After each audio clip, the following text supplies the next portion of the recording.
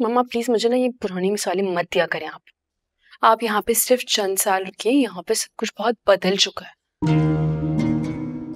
कुछ नहीं बदला है वरीशा, सबका सब वैसा ही है। ये जो तुम कह रही हो ना, पहले भी यहाँ सब ऐसे ही होता था। शुरू से ही शीरी जो है वो मुख्तार की और महरुनिसा की चापलूसी करती थी, जिसके बदले में तुम्हारे बाप का सारा कारोबार इसके शौहर को मिल गया और अब उसकी बेटी को वहाज मिल रहा है। वो पहले भी दोनों हाथों से दौलत समेट रही थी और अब भी समेट रही है। जो भी है, वहाज और शिफा को ना अलग करना बहुत मुश्किल है, और वो भी इस टाइम पे जब उनकी डेट फिक्स होने वाली है। शादी की तारीख तय हुई है ना, शादी हुई तो नहीं? मुझे तो फोन, 1 मिनट। हेलो, हाँ बेटा, क्या हुआ, क्या प्रॉब्लम है? तुम टेंशन क्यों ले रही हो? तुम्हारे बड़े पापा तुम्हारे साथ हैं, तुम एंजॉय करो। एग्जैक्टली, ये बात आप मामा को भी समझा दें। तो बस हर वक्त मुझे गलत समझती है, वो तो चाहती नहीं है कि मैं अपनी मर्जी से भी कुछ करूं। अच्छा डोंट वरी बेटा, तुम टेंशन मत लो, मैं तुम्हारी मम्मा को समझा दूंगा, ठीक है? अब तुम्हें कोई भी काम हो, कोई भी प्रॉब्लम हो, तुम मुझे अपने डैड को फोन करो ना। Thank you dad, thank you so much. You know, मामा ने चाहे जिंदगी में कुछ अच्छा किया हो या नहीं, लेकिन एक काम बहुत अच्छा किया। कौन सा? आपसे शादी करना। अगर आप नहीं होते तो मेरा क्या होता? मेरा तो मामा के साथ बिल्कुल भी गुजारा नहीं था भाई। अरे नहीं बेटा, ऐसी बात नहीं है, तुम्हारी मामा बहुत अच्छी हैं। भाई तुम्हारी बात सुनकर ना तुम्हारी मामा को गुस्सा आ गया। हाँ तो ये आपका प्रॉब्लम, मेरा थोड़ी है भाई। दिल की बुरी नहीं है तुम्हारी मम्मा, बस जरा बात गुस्से से करती है। लगता है कोई अपनी वाइफ से डर गया है। भाई हर शरीफ आदमी अपनी बेगम से डरता है, इसलिए मैं भी डरता हूँ। चलो तुम एंजॉय करो, रिलैक्स रहो, मैं जरा तुम्हारी मम्मा को मना लूं, बहुत गुस्से में गई। Alright, take care, bye.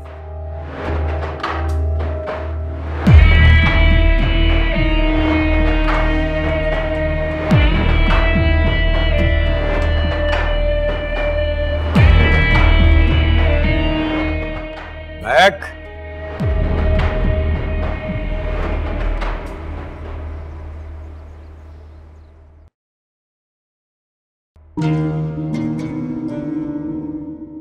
तुम्हें 1000 बार कहा है कि हमारी जासूसी करने के लिए हमारे घर के चक्कर ना लगाया करो, अपने क्वार्टर तक ही महदूद रहा करो। मुमानी, मैं तुम्हें कितनी बार समझाया है कि मुझे मुमानी ना कहा करो, मैडम कहा करो।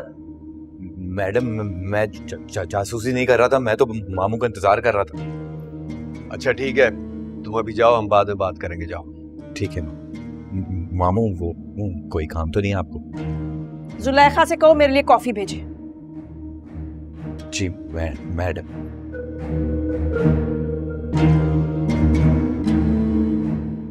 तुम्हें क्या हुआ है भाई, तुम्हारा मूड क्यों ऑफ है? क्या हुआ है?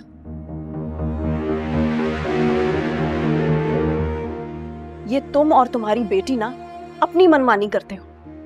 तुम लोगों की नजर में मेरी ना कोई अहमियत है और ना कोई हैसियत। कैसी बातें कर रही हो तुम, गलत फहमी है तुम्हारी। तुम्हारी तो अहमियत और हैसियत है। ये सब कुछ मैं तुम्हारे लिए तो कर रहा हूं। क्या आज तक किया क्या है तुमने मेरे लिए? कहां से कहां पर आ गई हूं मैं, और अब कुछ हाथ आने की थोड़ी सी उम्मीद बनी थी तो तुम्हारी बेटी को मेरी बात समझ ही नहीं आ रही। आ जाएगी उसकी समझ, तुम इत्मीनान रखो। तुम वरीशा के मिजाज से वाकिफ हो ना, उसे राजी करने का तरीका अलग है, आप उससे जबरदस्ती कुछ नहीं करवा सकते। महमूद, वहां शादी की डेट फिक्स हो रही है और तुम कह रहे हो कि इत्मीनान रखो। शिफा वहाज की बीवी बन जाएगी। अभी तुमने खुद ही कहा है ना कि वहां पर शादी की तारीख रखी जा रही है, शादी तो नहीं हो रही ना। बेफिक्र रहो और देखती जाओ, मैं ऐसा खेल खेलूंगा कि पूरी बिसात पलट दूंगा।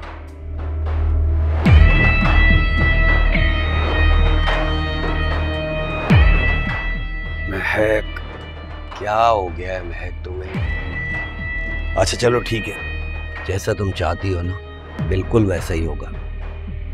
मैं वरीशा से कहूंगा कि वो तुम्हारी सारी बातें माने, और जो उस घर वालों के बारे में तुम्हारे ख्यालात हैं ना वो भी बिल्कुल ठीक है, क्योंकि तुम वहां रही हो, वाकिफ हो उनसे। अब तो अपना मूड ठीक कर लो महक। कॉफी नहीं आई तुम्हारी? रुको मैं बोलता हूँ। जुलेखा, कॉफी लाओ मैडम की भाई।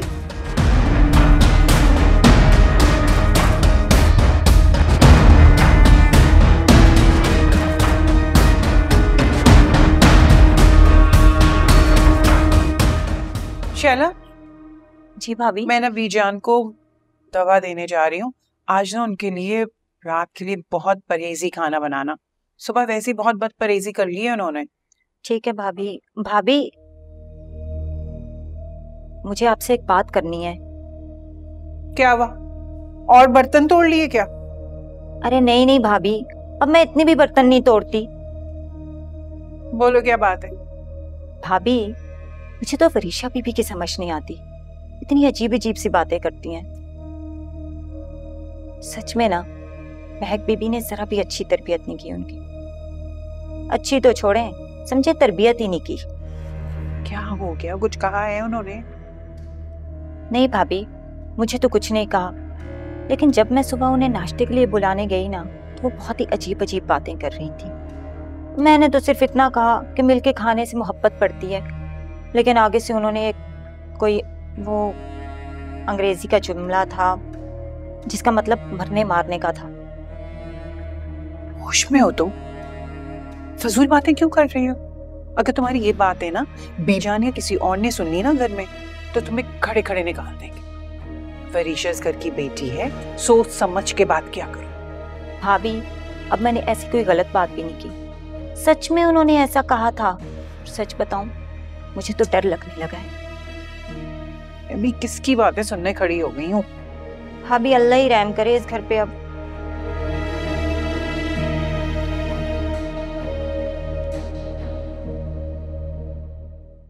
बेटा, मैं चाहती हूँ कि शीरे के ससुराल वालों को तुम लोग खुद फोन करो। जानते तो हो उन लोगों को, जरा जरा सी बात पे नाराज हो जाते हैं। बेचारा बेफिक्र रहिए, जफर भाई को मैंने खुद फोन किया है, उन्हें इनवाइट किया है, और बाकी के लोगों को मेहनसा कॉल कर लेंगे। क्यों?